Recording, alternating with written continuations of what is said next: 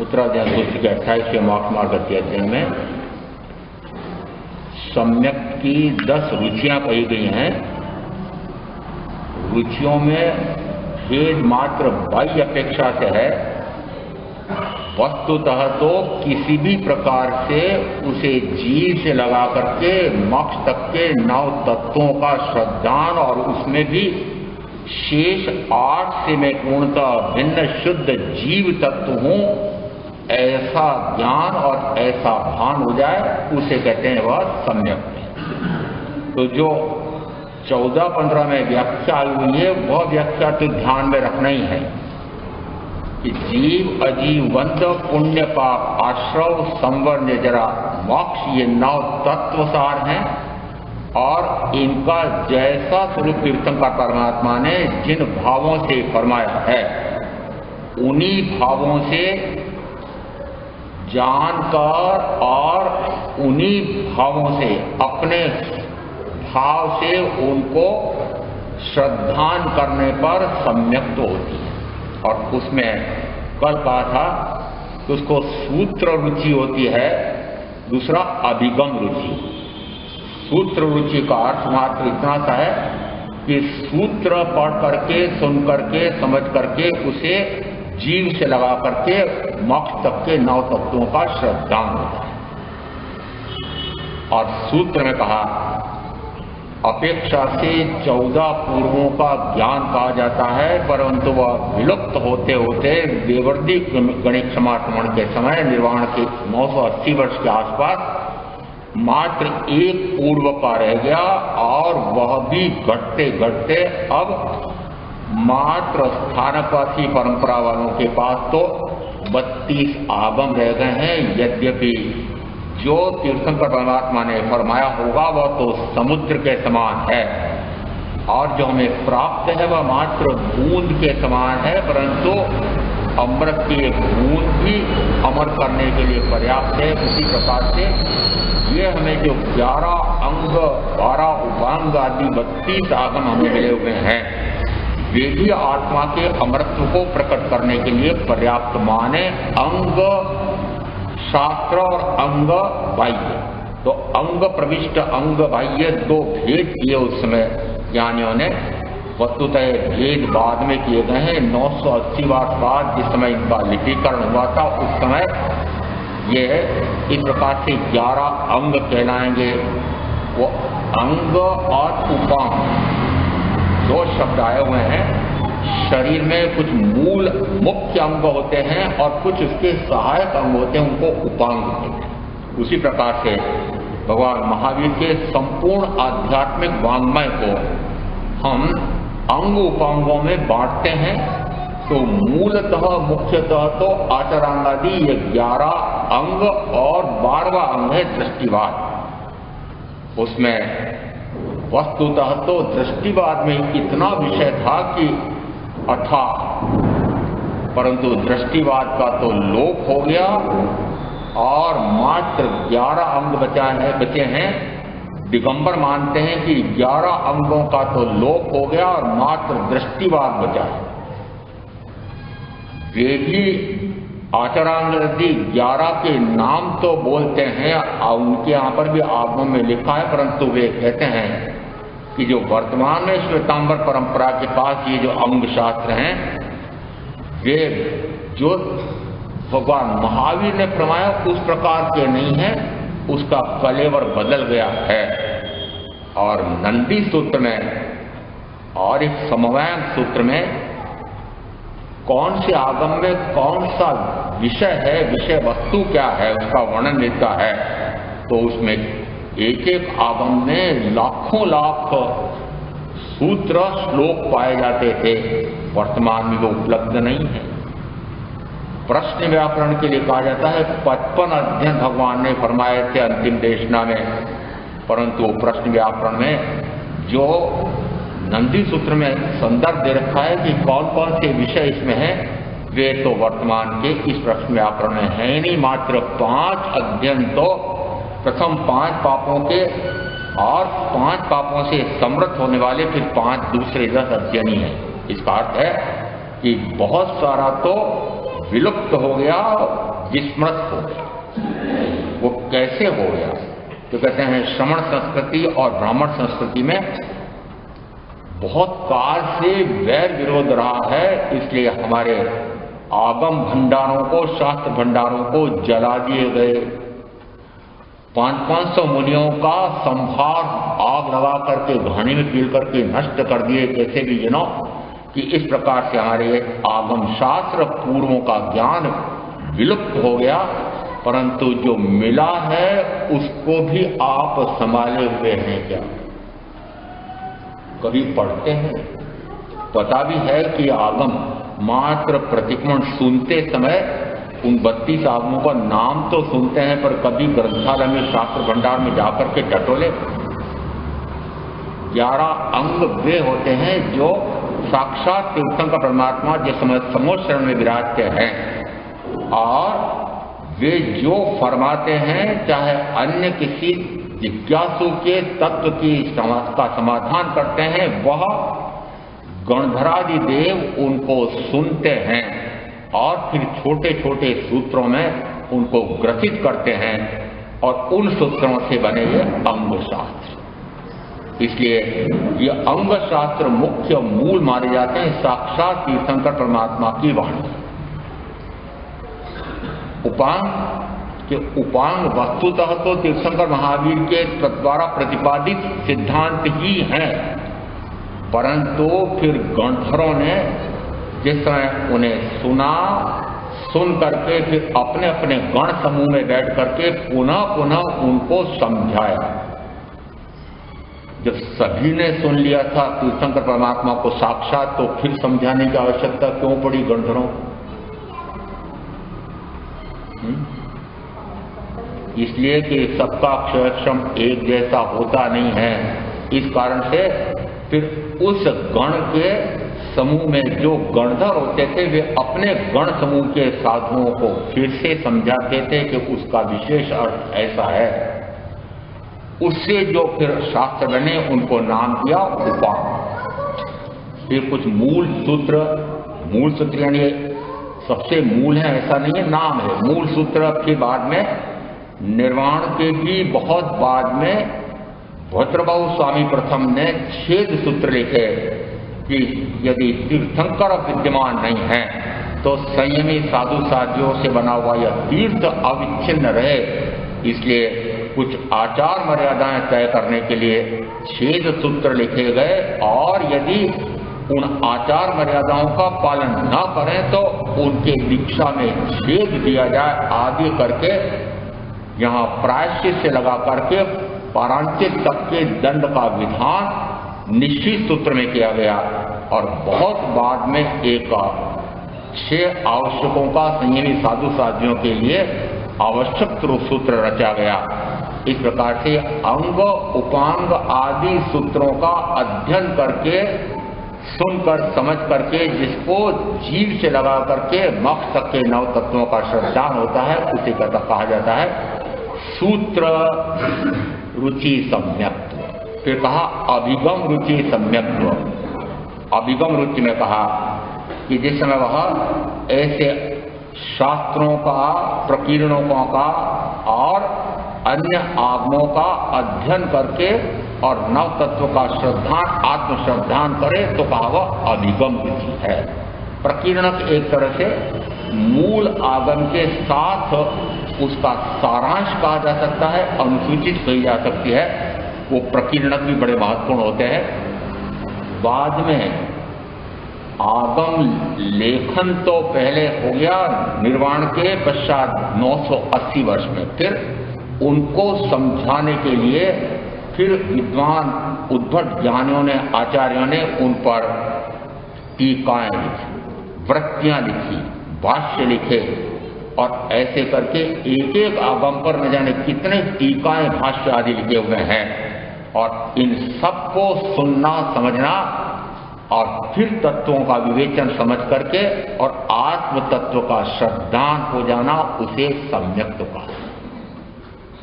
अभिगम रुचि, अभिगम यानी वस्तुतः यह रहस्य है, आत्मा स्वयं रहस्य है, परमात्मा रहस्य है, सृष्टि लोक की रचना रहस्य है। आपके लिए भी रहस्य है क्या?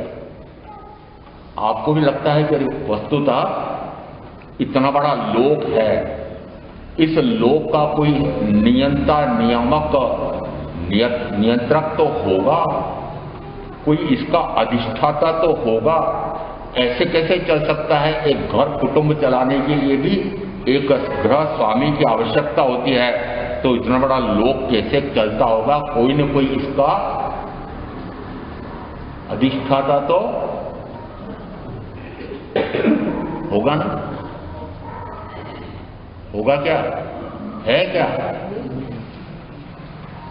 पता नहीं। पता नहीं। कोई कहता है पता नहीं, कोई कहता है हाँ वास्तव में कोई अधिष्ठाता होगा। किसी के मुंह से यह नहीं निकला कि कोई अधिष्ठाता नहीं। इसलिए मैं ये चातुर्मास पूरे होते होते अपने आप को अनुत्तीर्ण घोषित करने लगा हूं कि यदि इतने समय तक ये बताया गया था कि 6 द्रव्यों से बना हुआ लोक है और लोक अनादि से है और अनंत काल तक रहेगा और 6 द्रव्य शाश्वत द्रव्य हैं, 6 द्रव्यों से बने हुए, ये इस लोक को भी भगवान कहते हैं शाश्वत है। इसका अर्थ है कि 6 द्रव्य यदि अनादि से है और अनंत काल तक हैं तो फिर नियंता होगा भाई? नहीं। फिर जैसे बोले पता नहीं, प्रकृति है। प्रकृति सब आ गई उसमें। ये अनादि से है और अनंत काल तक चलेगा। इसका अर्थ है कि रहस्य तो जब से मनुष्य ने चिंतन करना प्रारंभ किया होगा उस समय लगा कि वस्तुतः मैं हूं कौन, यह शरीर मैं हूं कि यह इसके साथ और कोई मैं हूं कि इसका बनाने वाला कोई और है कि सृष्टि का कर्ता धर्ता हर्ता कोई और है। और इस कारण से भिन्न भिन्न कहा जाता है। मूलतः भारतवर्ष में 6 दर्शन बने और उन्हीं के भेद प्रभेद गिने तो 363 लाखंड मत बने। परंतु जिसने तीर्थंकर महावीर के स्वरूप को समझा है, तत्व स्वरूप को समझा है, उसे अब कोई शंका नहीं रहनी चाहिए कि ये अब कोई रहस्य है। आत्मा रहस्य है। अभी भी 3.5 महीने सुनते सुनते हो गया और अभी भी आत्मा आपके लिए रहस्य बनी हुई। मैं स्वयं आत्मा हूं और रहस्य कैसे रहस्य? अभी का मुझे समझ में आया है। इसका अर्थ है कि अभी समझ में आया ही नहीं है। वस्तुतः यही समझ पक्की हो रही है कि मैं शरीर हूं, परिवार मेरा है, धन वैभव मेरा है, भोगों में रस है, संतुष्टि मिलती है। और इसलिए कहता हूं अनुचित आप हो रहे हो कि मैं हो रहा हूं? बताओ। इतने दिन सुनते सुनते हो गया, फिर भी आपको लगता है कि कोई रहस्य है, आत्मा रहस्य है, मैं स्वयं हूं और स्वयं हूं, इस पर भी आपको भी विश्वास नहीं हो रहा कि मैं हूं। वस्तुतः जिस समय आत्मा रहस्य है, परमात्मा रहस्य है, सृष्टि रहस्य है, कर्म का आना कैसे होता है, कर्म बनते कैसे हैं, कर्म वापस फल देने कैसे आते हैं, निर्जरित कैसे होते हैं, सारा रहस्य है। इसको कहा गम। और इसीलिए कहा यह सारा अगम अगोचर है। इसको जानना, सुनना, समझना बहुत कठिन है। क्या है? बहुत कठिन है। जब तक कठिन मानते रहोगे तब तक कठिन रहोगे। हिंदू धर्म की मान्यता है, जब तक कठिन मानते रहोगे। और हिंदू धर्म की मान्यता इसीलिए कहा कि आसपास 99.6 कितने भारतवर्ष में 99.6 अन्य मती हैं और 0.4 मात्र भगवान महावीर के तथाकथित जैन। और वस्तुतः जैनत्व को जानने वाले, जैन के स्वरूप को जानने वाले तो उंगलियों पर गिन लेना। इसलिए ये स्वरूप जी के मुंह से निकल रहा है, क्या करें, ये सनातनियों से हम प्रभावित होते हैं। आसपास गिरे हुए किससे है? सनातनियों, हिंदू धर्म। यदि अन्य तीर्थीक ऐसा कहते हैं तो उस समय क्यों नहीं कहते हो कि नहीं, महावीर ने जो कहा है वो अपत्य है, प्रामाणिक है, तर्क संगत है, वैज्ञानिक है, वे परम वैज्ञानिक थे, वे वस्तुतः सर्वज्ञ थे। आपको कैसे पता लगता है कि सर्वज्ञ? मुझे इसलिए पता लगता है कि जो उन्होंने कहा है वह जो है वैसा कहा है, वह मत पंथ संप्रदाय सापेक्ष, व्यक्ति सापेक्ष नहीं होता है। जो तत्व, जो द्रव्य, जो वस्तु जैसी है वैसी उन्होंने जानी अपने ज्ञान में, जैसी है वैसी देखी उन्होंने अपने दर्शन गुण में, और वैसी अनुभव की और वैसी बता दी। तो फिर आपको शंका क्यों होती बात? वस्तुतः जो भगवान महावीर ने कहा है वह स्वयं अनुभव करके देखो। 7:10 में इस समय उल्लेख आता है, इंद्रपुत्री गौतम राजगिरी नगरी में भ्रमण करते हुए आहार के लिए निकल रहे थे। उस समय किसी चौराहे पर अन्य युथिक ऐसा कह रहे थे, ये तीर्थंकर महावीर ऐसा कहते हैं, ये इनके पट्ट शिष्य इंद्रभूति ऐसा कहते हैं कि जो अस्थि है वह अस्थि रूपी रहता है और जो नास्ति है वह नास्ति रूपी होता है। अस्थि नास्ति रूप नहीं होती है, नास्ति अस्थि रूप नहीं होती है। ये महावीर कहते हैं, ये कहते हैं साहब क्यों माने? इंद्रवती गौतम ने सुनते ही कहा कि महावीर कहते हैं इसलिए, या मैं कहता हूं इसलिए मानो। ऐसा क्यों? आप भी तो प्रज्ञा शक्ति रखते हैं, आप भी तो आत्मा हैं, आपको भी पर्यवेक्षण करके यह जानने की शक्ति है। जानो कि जो वस्तुतः है वह अविद्यमान नहीं हो सकता, जो अविद्यमान है वह विद्यमान नहीं हो सकता। परीक्षण करके देखो। और इस अपेक्षा से कहा जाता है कि महावीर ने अपने मत को, कोई मत नहीं चलाया, महावीर का कोई मत नहीं था, महावीर का कोई मत नहीं था। हम हो गए मत वाले उनकी बातों में। आप महावीर का कोई मत नहीं है। महावीर ने जो कहा वह सत्य कहा, सिद्धांत जो कहा वह सत्य कहा। और सत्य किसी व्यक्ति के दृष्टिकोण से नहीं होता है, वह व्यक्ति सापेक्ष नहीं होता है, वह मत पंथ संप्रदाय सापेक्ष नहीं होता है। इसलिए महावीर का तो कोई मत है न पंथ है न संप्रदाय है। आपके संप्रदाय है? महावीर संप्रदायवादी नहीं है और संप्रदायवादी। महावीर ने कोई संप्रदाय मत पंथ संप्रदाय नहीं चलाया। फिर ये कैसे चल रहा है? हम उनके अनुयायी कैसे कहे जाते हैं? यदि उन्होंने जो कहा है वह मेरे अनुभव में सत्य सिद्ध हुआ है तो मैं कहता हूं कि महावीर ने जो कहा है वह सत्य है। और ये महावीर ने जो कहा वह सत्य है, वह मेरे अनुभव में सत्य सिद्ध हुआ है, इसलिए मैं उन्हें मानता हूं। तो मैं उन्हें मानता हूं ऐसा नहीं, उन्होंने जो सत्य प्रतिपादित किया है उसे मानता हूं। किसको मानना है? और आप यहाँ तो पाप मिटाने आया था, वो भारत को आने जब आया था। कहाँ की स्तवन कर दिए हैं, समझने नहीं चाहते हैं। वो पाप मिटाने का अवतार लिया उन्होंने, वो पाप मिटाना आया था। क्यों? क्योंकि अनार्य बहुत हावी हो गए हैं, पाश्विक राक्षसी प्रवृत्तियां बहुत अधिक हो गई हैं। इस कारण से वो ईश्वरवादियों के यहाँ पर, ईश्वरवाद को मानने वाले ये अवतारवाद को मानते हैं कि वही ईश्वर जिस समय सृष्टि में यदि पापाचार फैल जाए तो उनको ऐसे सज्जन पुरुषों, ऐसे धर्मात्माओं के प्रति दया आती है और दुष्टों के प्रति दमन करने का भाव आता है। और फिर उन दुष्टों का दमन करने के लिए, पापियों का दमन करने के लिए, पाप को मिटाने के लिए अवतार लेते हैं। आपके महावीर ने भी ऐसे अवतार लिया ना, पाप मिटाना है। मिठाई तो रोज सुनता हूँ, सुनते सुनते 3.5 महीने होगा मुझे। पाप मिटाना आया था, अवतार लिया, और कुछ नहीं तो नाम में लिख दिया अहिंसा के अवतार।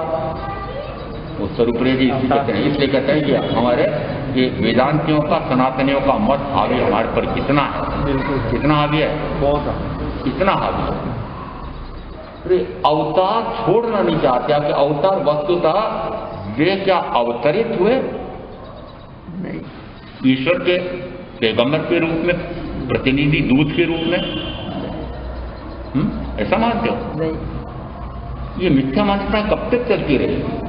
और फिर मुझे कहेंगे आपके अध्यक्ष। और ये स्तवन बनाया जिसने, आपने बनाया। मैंने कहा मैंने बनाया तो आपने क्यों माना?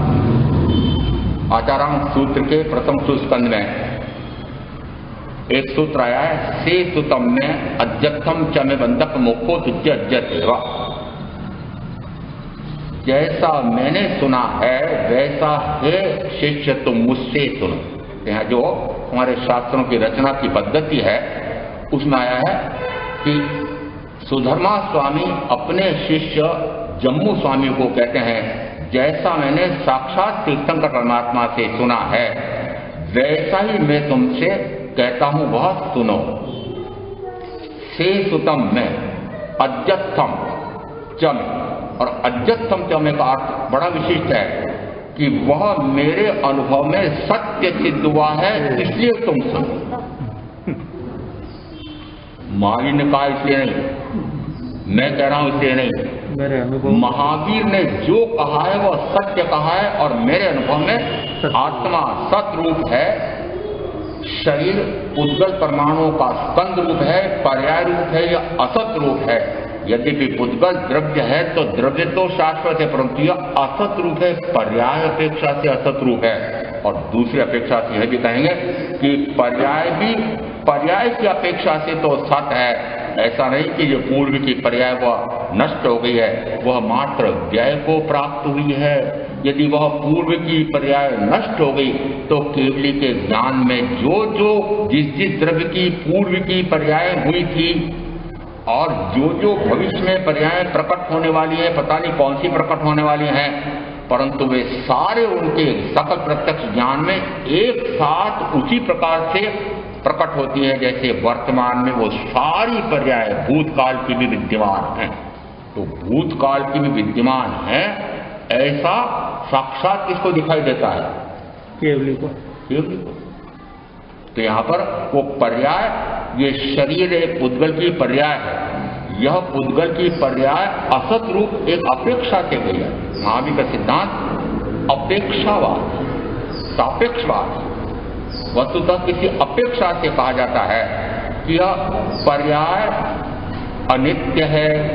अनित्य इसलिए कि जो वर्तमान के इस पुद्गल द्रव्य की पूर्व में जो पर्याय थी वह भिन्न थी, वर्तमान में यह भिन्न है, आगे कुछ भिन्न होगी, उसको पर्यायांतर अवस्थांतर कहा जाता है। इस पर पूर्व में चर्चा हुई थी।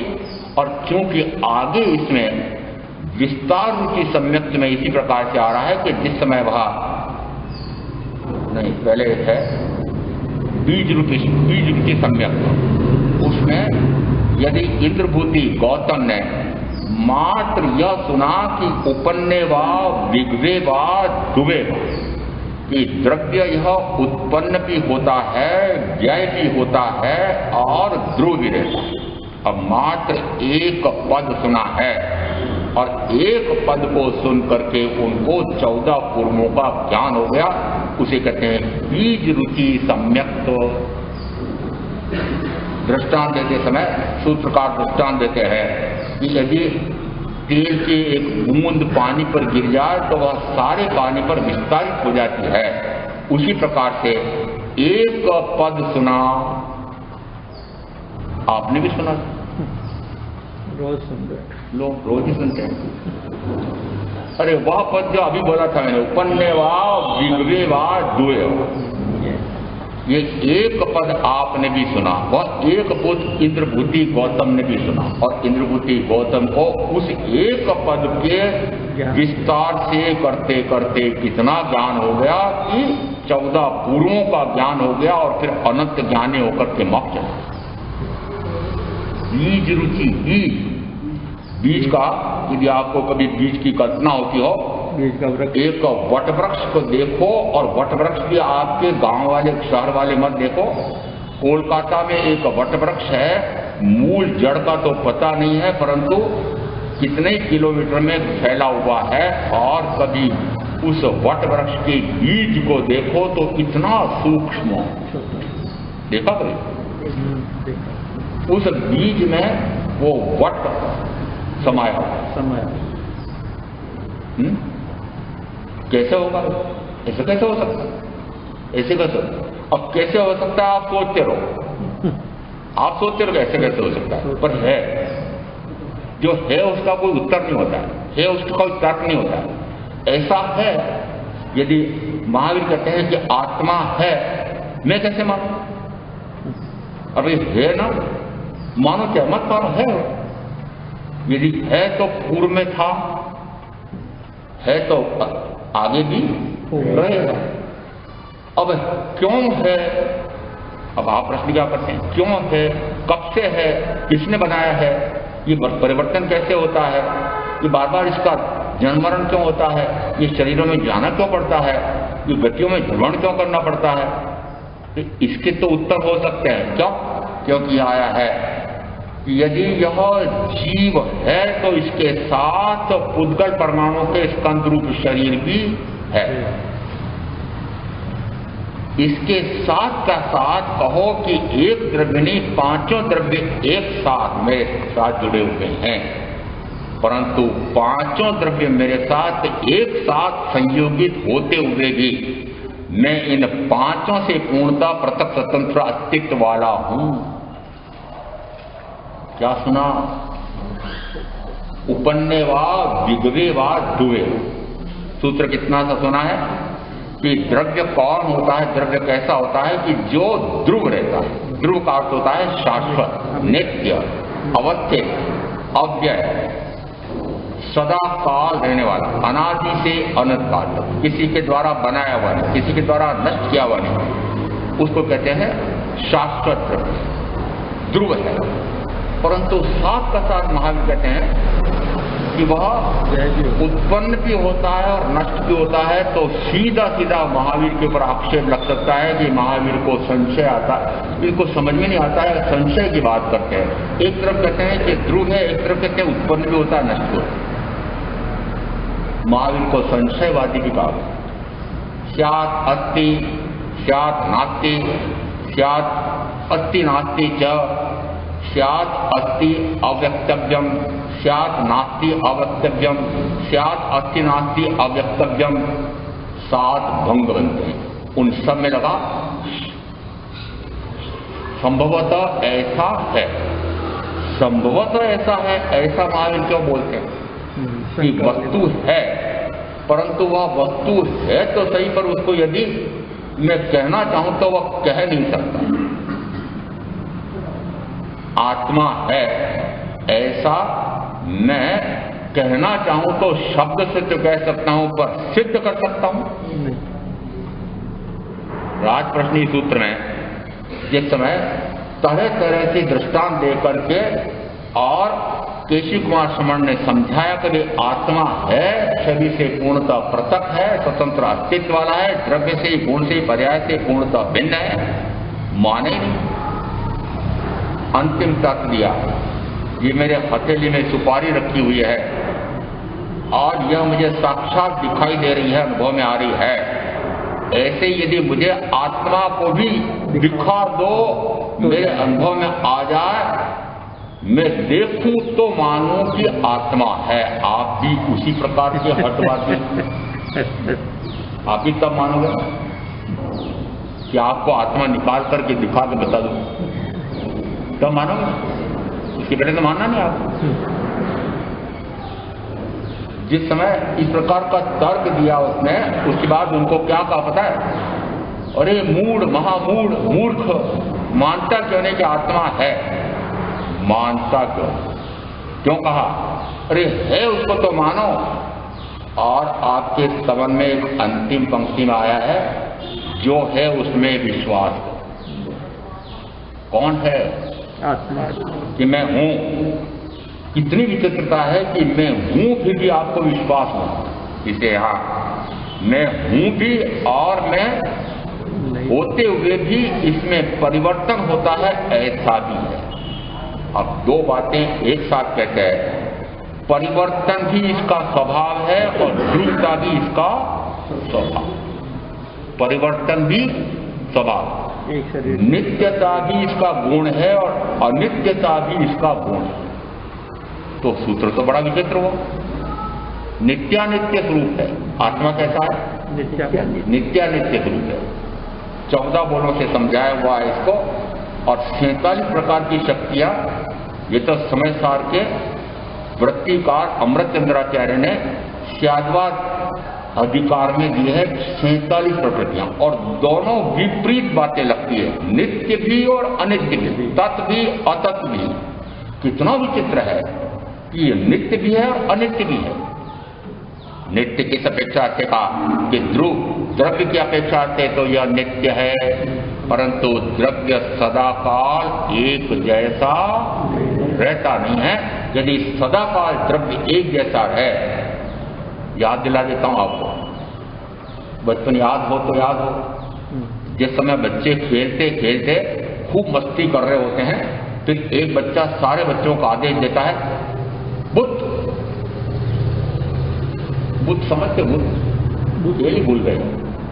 बुद्ध का अर्थ होता है कि जिस आसन में तुम हो उसी आसन में अब स्थिर हो जाओ। वो हंसी मजाक का खेल भी है और खेलकूद भी है, और वो ऐसे मूर्तिवंत खड़ा रहता है। कैसा खड़ा रहता है? मूर्ति की तरह। अब मैं आप सबको कहूं बुद्ध, तो सृष्टि चलेगी? नहीं चलेगी क्या? नहीं चलेगी। चलेगी? यदि आपको मूर्तिवत खड़ा कर दिया जाए तो चलेगी क्या? संसार चलेगा? नहीं चलेगा। नहीं चलेगा। इसलिए महावीर कहते हैं कि अरे यह थोड़ी देर बाद फिर जब वो घबरा जाते हैं तो फिर वह वास्तव में कहता, हाँ जा छूट, जा छूट। इसका अर्थ हुआ कि नित्य तो ध्रुव अपेक्षा से है, परंतु इसके गुणों में कहो कि गुणों के धारक द्रव्य में कहो, प्रति समय परिणमन भी होता है, तो परिणमन भी इसका स्वभाव है और ध्रुवता भी इसका स्वभाव है।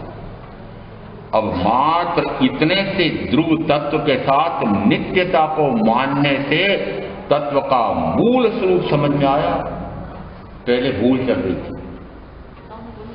अब आज आपकी परीक्षा लूंगा, वो मेरी परीक्षा मानना। पहले इंद्रबुद्धि गौतम को कौन सी भूल चल रही थी? किसे शुरू करेंगे?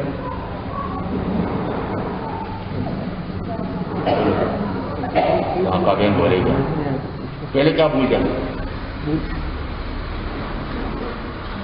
कोई भी बोल।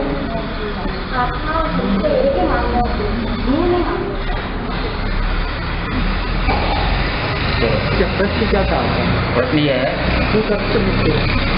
इंद्रबुद्धि गौतम के तत्व संबंधी भूल चल रही थी।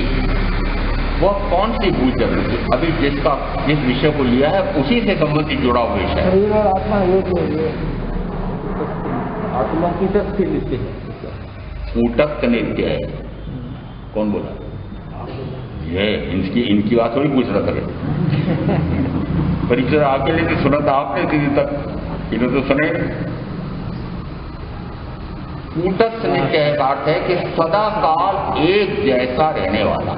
अभी कहा ना बुद्ध, सदा काल एक जैसा, उसमें कोई विकार नहीं होते ही, परिवर्तन, परिणमन, पर्यायांतर, अवस्थान्तर होते ही, निरंतर निर्विकारी ही रहता है।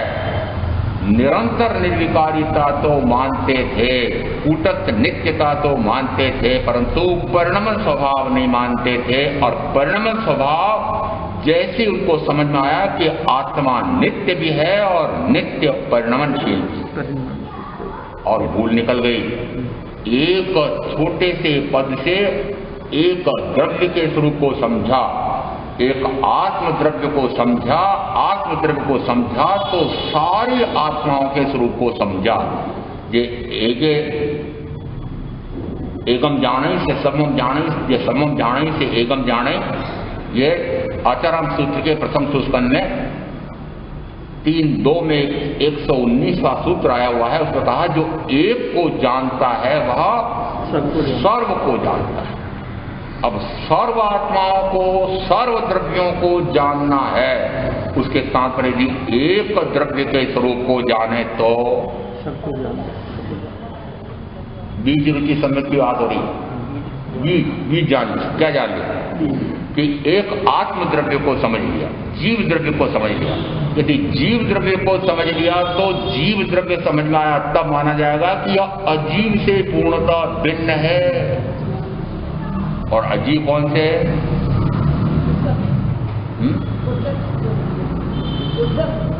अजीब कौन से? 1/5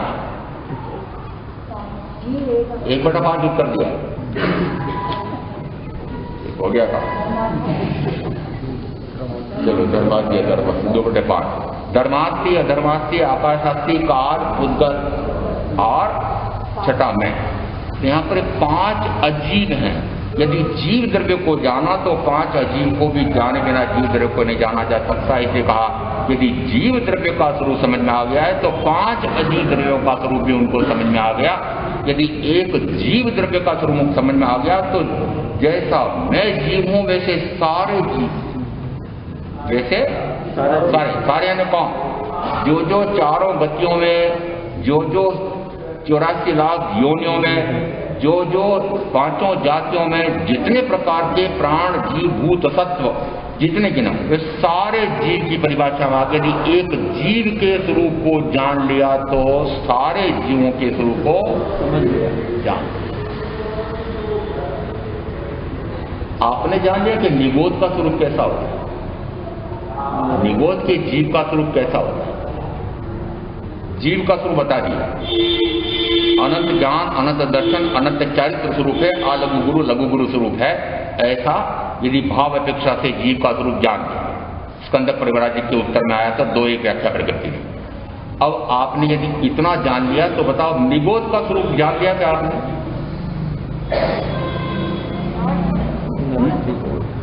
क्या जाना? जैसा मैं हूं वैसा निगोद का जीव है, जैसा मैं हूं वैसे सिद्ध, और जैसे सिद्ध है वैसे निगोद है। ये तो विचित्र हो गया। वेद किसके हैं? वेद किसके हैं? ये जो बाह्य में भेद दिखाई दे रहे हैं किसके हैं? गति, जाति, योनि, आदि। इसका अर्थ है कि गति, जाति, योनि, आदि जो है तो पुद्गल के कक्षा से भेद है। आत्मा में भेद है? नहीं है। आत्मा अभेद है, अखंड है, अपूर्व है, अनंत है। और यह इन आंखों से कानों से जाना देखा सुना नहीं जा सकता है, अनुभव में आ सकता है। और अनुभव में स्वयं हूं तो स्वयं का अनुभव करने के लिए किसी और को लाना पड़ेगा? है? स्वयं का अनुभव स्वयं करेंगे। यदि अपने आप का उनको अनुभव आ गया और यह भी आ गया कि वस्तुतः विकार भी मुझ में ही होते हैं और निर्विकारी स्वभाव मेरा है, ऐसा जानते थे उनको सारे जीवों का अनुभव आ गया। जीव के साथ अन्य 5 अजीवों का आ गया। यदि ऐसा जान लिया तो भगवान महावीर के मत को, सत्य को भी जान लिया और अन्य तीर्थिक जो कहते हैं उसको भी जान लिया। तो महावीर का जो ऐसा अनेकांतात्मक एकता का सिद्धांत उसको भी समझ लिया, और एकांत जो कथन करने वाले अन्य मतियों के मत उनको भी समझ लिए। इसे कहा जाता है कि इतने से सूत्र से, बीज सूत्र से उन्होंने क्या जान लिया? 14 पूर्वों का ज्ञान। कितने से? 14 पूर्वों का ज्ञान। किससे? एक सूत्र, बीज सूत्र। अब बीज सूत्र है जो जानब अपाणम असुई सदराज सच्चिदो भिन्नम जानब रूप सर्वम सो सत्यम जाने सत्वम। समर्थ सूत्रम में एक छोटा सा सूत्र आया है, जो जानदी अपाणम, कुछ नहीं जानना है, मात्र अपने आप को जानना है। किसको जानना है? अपने आप। अपने आप। किससे भिन्न? तो कहा अशुचि मैं इस शरीर से पूर्णतः भिन्न जान ले। और वो भिन्न मैं कहता हूं तो कि जावक रूप, जानक रूप स्वरूप, यानी ऐसा अपूर्व आनंद वाला, अपूर्व ज्ञान, अपूर्व दर्शन, अपूर्व आनंद स्वरूप, ऐसा उस अपूर्व अनंत अखंड अभेद ज्ञान वाला मैं और मेरे साथ जुड़ा हुआ यह अशुचिमय शरीर, इन दोनों के बीच में भिन्नता का भेद जान ले। तो कहा सर्व शास्त्रों का, सर्व आगमों का, सर्व पूर्वों तक का ज्ञान हो गया। किसको जान लिया? अपने आप। और सबको जान ले और अपने को नहीं जाने तो कुछ नहीं। यदि सबको जाना है तो सब में मैं भी हूं। एकम जाने से सर्वम जाने। यदि जीव को भी जान लिया, अजीव को भी जान लिया, तो मुझे अपने आप का भी ज्ञान और भान हो जाएगा, क्योंकि मैं अजीब नहीं हूं। 5 अन्य द्रव्य ये इनके गुण मुझसे पूर्णतः भिन्न है, इसलिए इन 5 से मैं पूर्णतः भिन्न हूं। और फिर साथ में कि मेरे समान ये अनंत जीव है, नहीं, मेरे समान है, पर मैं इन अनंत जीवों से पूर्णतः स्वतंत्र पृथक अस्तित्व वाला एकाकी एक आत्मा हूं। उसको कहा जाता है अपने आप को जानना। हो गया क्या? इसलिए पूछ रहा हूं कब चतुर्मास का समापन होने जा रहा है? जान पाए कि नहीं? जान पाए कि नहीं? जान पाए क्या? अनुभव आ गया क्या? जिस समय अपने आप को जान ले, किससे भिन्न जान ले? कि इस अशुचिमय शरीर से पूर्णतः भिन्न जान ले। यह जान ले कि जिन जिन के साथ में रहता हूं वे सारे स्वार्थियों के संसार वाले हैं। ये जान लिया। परीक्षा यहां करनी है कि जो मेरे साथ जुड़े हुए हैं वे सारे स्वार्थी हैं। जान लिया? अरे जान लिया क्या? पहले जानना पर्याप्त है। हाँ, जानना मानना एक साथ होता है। जानना, मानना और चरित्र में अनुभव में आ जाना, तीनों एक साथ है। कहने के लिए मैं अलग कर रहा हूं, परंतु वस्तुतः जाना है तो देखा भी है, जाना देखा है तो अनुभव भी किया, अनुभव किया तो निरंतर उसका अनुभव भी आता है। तो यदि आपको पता लग गया कि जितने मेरे साथ जुड़े हुए हैं वो सारे स्वार्थी हैं, तो फिर आगे बोलो। आगे बोलो क्या है? सुनो, फिर साथियों का साथ क्यों कर रखा है? निस्वार्थी से, निष्प्रिय से, उदासीन से, ज्ञानी से क्यों नहीं जुड़े? फिर भी साथियों से जुड़े हुए हो, इसका अर्थ क्या देना? जब ये जाना नहीं कि स्वार्थी, ये जाना नहीं कि ये स्वार्थी। यदि ये जान लिया कि शरीर अशुचिमय है, अशुचि का भंडार है, जान लिया तो इस पर लिपापोती क्यों? इसी हिस्से को बलिश पुष्ट करने में क्यों लगे हुए? 24 घंटे इसी के लिए मार खप क्यों रहे हो? कहा जाने नहीं जाना। यदि ये जान लिया होगा कि वस्तुतः यह तो अशुचि का भंडार है और इसकी शुद्धि तो कभी हुई नहीं, होती नहीं, होगी नहीं। इसके साथ जुड़े हुए उस मकान दुकान की सफाई मुझे इसलिए याद आती है इन दिनों में कि बहुत सारे भाई बहन उसी में लगे हुए हैं। तो मैंने कहा ये इनको क्या साफ करने में लगा? शरीर को साफ कर दो, इतना ही साफ करो। कहते हैं कि जिस समय पांडव युद्ध में विजय प्राप्त करने के बाद जब उनका राज्य स्थापित हो गया थोड़ा सा, उस समय उन्होंने कहा हम तीर्थ यात्रा करके आ जाते हैं। उस समय कृष्ण महाराज को कहा कि आप भी चलो। तो देखो मैं राजकाट बहुत है, मेरे 3 खंड का राज्य था, बहुत मुश्किल है, फिर मैं तो नहीं आ सकता हूँ, मेरी तुम भी ले जाओ और जहाँ जहाँ पर भी जिस नदी में स्नान करो इसको भी स्नान करा देना, तुम भी ले ली। और जिस नदी में गए, जिस तीर्थ स्थान पर गए, सब जगह उस तुम्बी को भी यात्रा कराई, उसको भी गंगा स्नान आदि कराया और वापस लौट करके तुम्बी दी। और फिर एक संतरी को कहा इसका चूर्ण बना देना। और जैसे वह चूर्ण सारे सभासदों को बांटा गया तो उन्होंने कहा इनके मित्र पांडव तीर्थ यात्रा करके आए हैं, इसलिए प्रसाद बांट रहे हैं कृष्ण महाराज। जैसे ही वह मुंह में रखा प्रसाद और सारे सभासद थू कर रहे थे, उस समय कृष्ण महाराज ने कहा अरे मैं तो समझा था कि ये तुम भी इतनी जगह यात्रा करके आइए, स्नान करके आइए गंगा आदि में, तो पवित्र हो गई होगी। हो गई क्या? नहीं। फिर आपका शरीर पवित्र हो जाता है क्या? कि किसके पीछे पड़े हुए? किसके पीछे पड़े? अरे शरीर के पीछे पड़े हुए, दिन रात इस शरीर को ही खिलाना पिलाना, बलिष्ठ करना, पुष्ट करना। क्या किसमें लगे हो? किसमें लगे? सब जीव इसी में सब जीव इसी में लगते हैं। इसका अर्थ है कि जब उसी में लगे हैं तब ये समझा ही नहीं है कि यह अशुचिमय शरीर से पूर्णता में भिन्न एक शुद्ध चैतन्य स्वरूपी आत्मा। बीज सूत्र मात्र इतना सा समझना है, यदि यह समझ लिया कषाया अग्नि उत्ता सूर्य शील तवो जलम, कि कषाय आग है और श्रुत शील और तप ये पानी जल है, और आग को ठंडा करना हो तो एक पानी से ठंडा किया जाता है।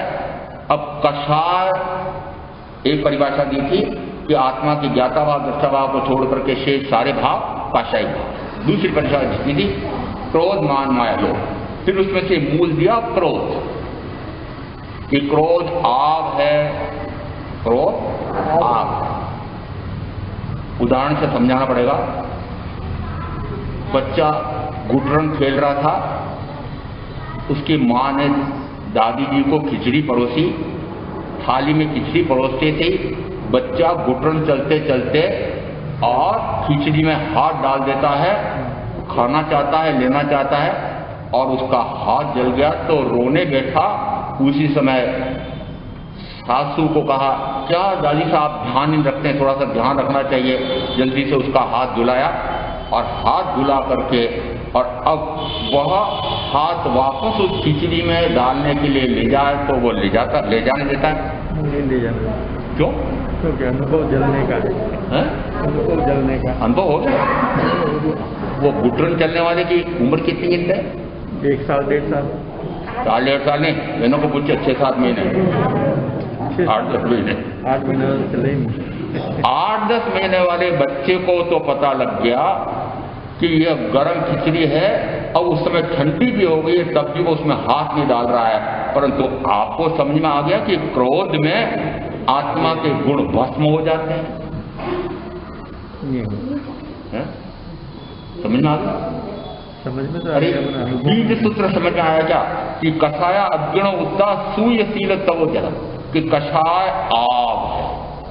तो प्रथमतः तो इस पर पूर्व विवेचन हो चुका है कि कषाय आग कैसे है कि मेरे निज गुण ज्ञान दर्शन सुख वीर्य आदि अनंत गुणों को हानि करने वाला भयंकर ज्ञानावरणी दर्शनावरणी मोहनी अंतराय का बंद कराने वाला 7-8 प्रकार के कर्म का बंद कराने वाला, अपेक्षा से ये 4 घाती कर्मों का बंद कराने वाला। यदि ऐसा पता लग गया कि क्रोध आग है, शांत हो गया। यदि क्रोध शांत हो गया तो मान तो नहीं आ गया। हाँ, देखो आजकल कुछ भी बात कह देते हैं तो बड़े शांति से सुन लेते हैं, बड़े संभाव में आ गए, सुनकर के अंदर में अभिमान लो दूसरा। इसका अर्थ है चाहे क्रोध, चाहे मान, चाहे माया, चाहे लोभ, चाहे कोई भी विकार का भाव हावी है, तो समझो अभी तक ये समझ में नहीं आया कि मेरा स्वरूप क्या है। मैं क्रोध स्वरूपी नहीं, क्रोधादि मेरा स्वभाव नहीं है। तो यहाँ सूत्र क्या दिया? सूत्र दिया क्रोधादि मेरा स्वभाव नहीं है।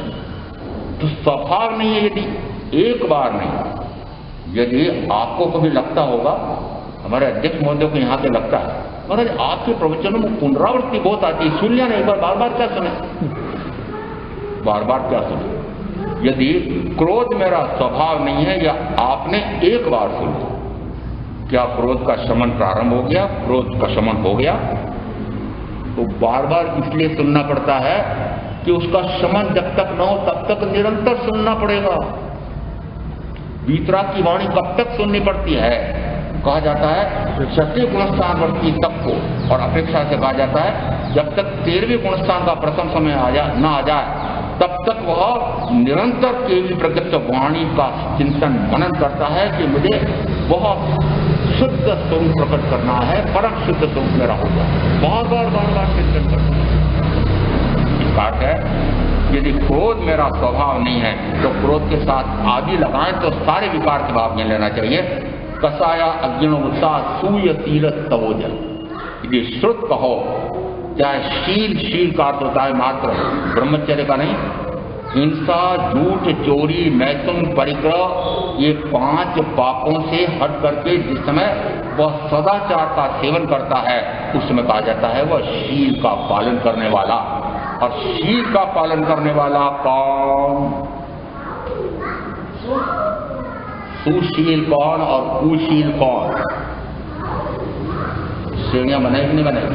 ये ऊपर पाटे पर बैठे हुए, ये 2 इधर और 2 उधर, 3 उधर, ये तो सुशील, और शेष कुशील। सुशील यानी नाम भी सुशील हो तो वह नामधारी है, कुशील में है, क्योंकि क्रोध मान माया लोभ है, हिंसा झूठ चोरी मैथुन परिग्रह है।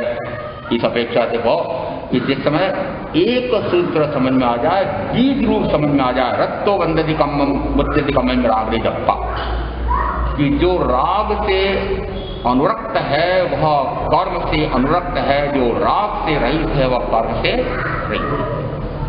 कितना सुनना है?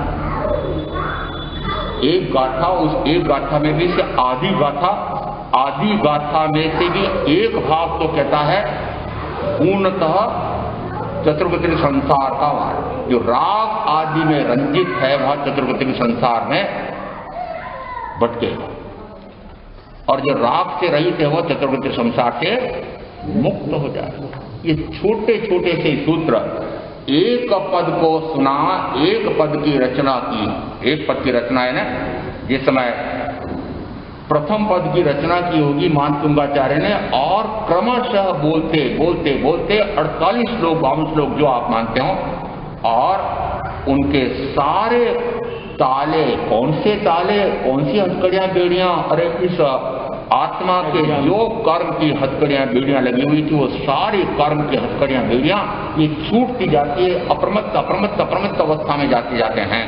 और ऐसे मानतुंगाचार्य ने जिस समय एक पद की रचना की तो करते करते 48 पद, जिस समय संध्या काल होने वाला था, और मुमुक्षुओं को पहले उन ज्ञानी ने 6 पदों का पत्र लिखा था। आत्मा है, आत्मा नित्य है, आत्मा करता है, आत्मा भोगता है, मोक्ष है, मोक्ष का उपाय। वह गद्यात्मक था बड़ा उत्कृष्ट, परंतु फिर मुमुक्षुओं ने कहा यदि हम इसको कंठस्थ करें, पुनः पुनः स्मरण लें, पुनः पुनः आत्मचिंतन में जाएं, आत्मा के 6 स्थानों में से अंतिम मोक्ष का उपाय है, ऐसा उपाय करके मोक्ष को प्राप्त हो जाए, उसके लिए आप इसको पद्यात्मक कर दें तो बड़ी कृपा होगी। संध्या होते होते भ्रमण करके आए होंगे और उन्होंने लिखना प्रारंभ किया। उस समय एक साधक लालटेन लेकर खड़े हुए और पहले पद से लिखना प्रारंभ किया। 142 पद लिखे, और एक शास्त्र जिसको हम कह सकते हैं जो आगमों का, कई आगमों का सार है, आत्मसिद्धि, जिनमें 6 स्थानक, और अपेक्षा से कहेंगे कि 14 पूर्व होते हैं, उसमें एक 7वां पूर्व है आत्म प्रवाद पूर्व, और आत्म प्रवाद पूर्व में ये 6 स्थानों का विवेचन तीर्थंकर महावीर ने किया था। और कहा जा सकता है कि तीर्थंकर महावीर के वे साक्षात इस प्रकार से 6 पदों के उस प्रवचन को, व्याख्या को सुनने वाले विद्यमान रहे होंगे साधु के रूप में, और उनको पूर्व के भाव का स्मरण आता है, और क्रमशः लिखते लिखते 1.5-2 घंटे में उसको लिख दिया। और जिन जिनको ये आत्मसिद्धि कंठस्थ है, यदि बीच में से कोई पूछ ले तो याद नहीं आता है, और उन्होंने क्रमशः सारा लिख दिया। कितना तो अंदर में ज्ञान भरा होगा, कितनी बुद्धि होगी। और मैंने वो हस्तलिपि देखी, उसकी फोटो प्रति नहीं, हस्तलिपि, कहीं एक अक्षर की काट पीट नहीं, और कितना सदा सदाया। इसे कहा जाता है एक पद से अनेक पद। यदि एक पद सुन लें और उसके बाद में फिर अनेक पद स्मरण में आ जाए, ऐसी क्षमता यदि विकसित हो गई हो तो मानना कि बीज रुचि सम्यक हुई है। एक तत्व को समझे तो 9 तत्व समझ में आ जाए, एक जीव स्वरूप को समझे तो 6 द्रव्यों का स्वरूप समझ में आ जाए। यदि एक गाथा सुन ले तो एक गाथा में जो भाव रहस्य मर्म आया हुआ है, रागो या दोषो भी कम वियम कम्मम के मोह भमम महंती कम्मम के जाई मरणत मूलम दुखम के जाई मरणम बहंती। राग और द्वेष कर्म के बीज है, मोह से उत्पन्न होते हैं, और उसी से कर्म का बंध होता है, और कर्म का बंध ही जन्म मरण है, और जन्म मरण ही दुख। जन्म मरण किससे है? कर्म। कर्म किससे है? राग। राग द्वेष किसके बल पर? मोह पर। मोह किसके बल पर? अज्ञान। इसका अर्थ है यदि एक पद सुना, एक गाथा सुनी, तो उसमें ज्ञान, दर्शन और चारित्र तप और उसके संबंधित न जाने कितनी प्रकार की गाथाएं, कितने प्रकार के तत्व वो सारे स्मरण में आ जाएं। उस समय कहा जाता है कि बीज रुचि सम्यक्त हुई है। एक छोटा सा पद सुना, एक गाथा सुनी और सुन करके उसका रहस्य मर्म इतना खुलता चला जाए, चिंतन घंटों चिंतन करते रहे, बोलते रहे। ऐसा तत्व का स्वरूप समझ करके मैं आप जो साधना करेंगे उनका अवश्य कल्याण होगा।